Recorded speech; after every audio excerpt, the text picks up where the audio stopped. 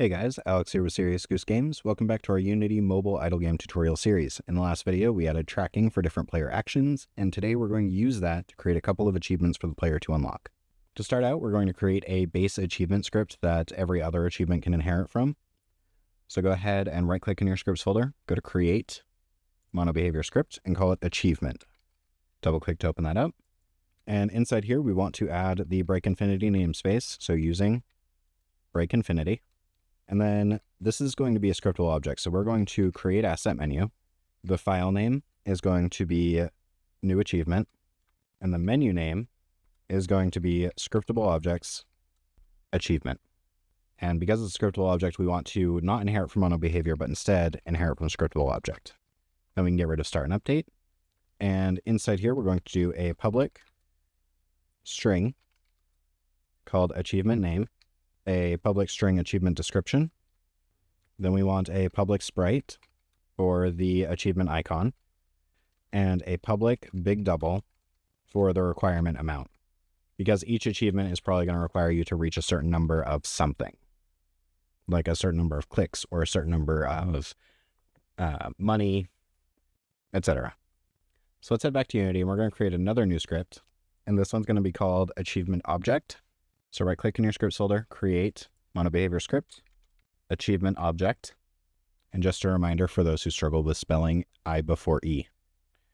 The number of times I have messed up spelling achievement while I've been writing code has been ridiculous. So we're going to add a couple namespaces. The first is going to be TM Pro. And then we also want to use event systems. So using Unity engine.event systems. And we want that because we want the player to be able to view the achievement description when they click on it, or in our case, when they tap on it.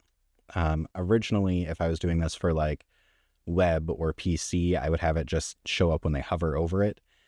That's not really something you can do on a phone. You kind of are limited to tapping. So when they tap the achievement, it'll show the description and how they got that. So we need to implement the I pointer enter, on pointer down. So I pointer down handler. And then we can get rid of start and update. We don't need either of those, but we do want to create a reference to our achievement. So public achievement called achievement.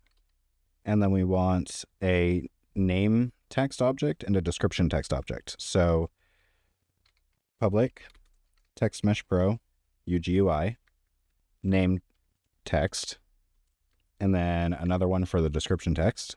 And then we're going to do public void on pointer down, pointer event data. And inside here, we're going to set the name text to be equal to the achievement name, and then the description text to be equal to the achievement description.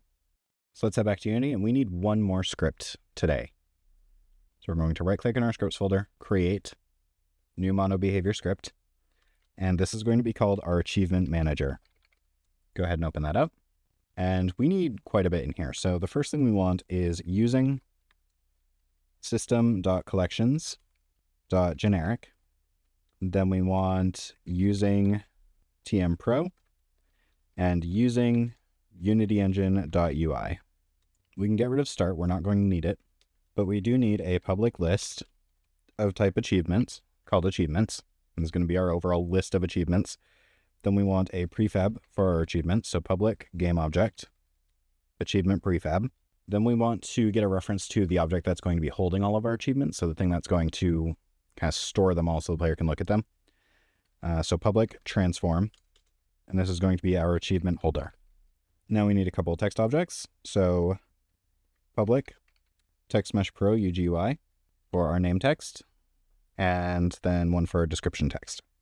Now we're going to create a new method to check our achievements. So public void check achievements. And something we need to do before we can continue is create some achievement types. So let's head back to our achievement real quick, our scriptable object here. And outside of the class, so just like below it, I'm going to do a public enum called achievement types. And inside here, I'm just going to do click, money, time, and later on we could have like upgrades purchased, that kind of thing. And then we need in our achievement script to also include the achievement type. So public achievement types, achievement type. So let's head back to the manager. And inside our check achievements, we need a for loop. So for int I equals 0, as long as I is less than achievements.count, I++. And then we're going to do a switch statement inside here. So switch is going to be achievements I.achievement type. So we're going to check the type. And our first case, so case is going to be achievement types.click. So we want to do if our stat tracker dot instance dot clicks is greater than or equal to our achievements dot required amount. So achievements index I dot required amount. Then inside this if statement, we are going to unlock the achievement, which we haven't done yet, but we will. And then go ahead and break. And because we have two others that are just like this, I'm just going to copy and paste the cases and change it from click to money and then time. So stat tracker.instance.clicks is instead going to be total money, and then time is going to be time played. And we'll come back through and we'll put in the unlock achievement function after we write that, which is right now. So we need a private void called unlock achievement. Now there's a few ways we could do this, and our current system probably isn't the most ideal, so we might come back and play with this later. But basically, when we unlock an achievement, we don't need to worry about dealing with it again, really. We can just kind of get rid of it. So I'm going to create a game object called new achievement, and this is going to be equal to instantiate our achievement prefab, and the parent will be the achievement holder. Then we're going to get a reference to the achievement object by doing achievement object equals new achievement.getComponent achievement object. That's a whole lot. But once we have that, we can do achievement object.nameText is equal to nameText. Achievement object.description text is equal to description text. And we also want the achievement object.achievement to be equal to the achievement. And it's going to yell at us because what we need to do is pass in an achievement. So as an argument, achievement. Now it'll stop yelling at us. And then we also want to make sure we set the sprite. So new achievement.getComponent image.sprite is equal to our achievement icon. And then we can grab our achievements list and then remove our achievement from it. So now we have that, we can come back up to our check achievements and unlock the achievement. So unlock achievements I. We can just put that in each of these if statements. So now go ahead and save all of your code and head back to Unity. So now what we need to do is expand our canvas. We're going to grab our upgrade panel and duplicate it and rename it to achievement panel. Then we can go ahead and get rid of both of the buttons that we have in there. Then I'm going to right click on our new achievement panel, go to UI, and we're going to add a second panel to it. And this is going to be our achievement holder.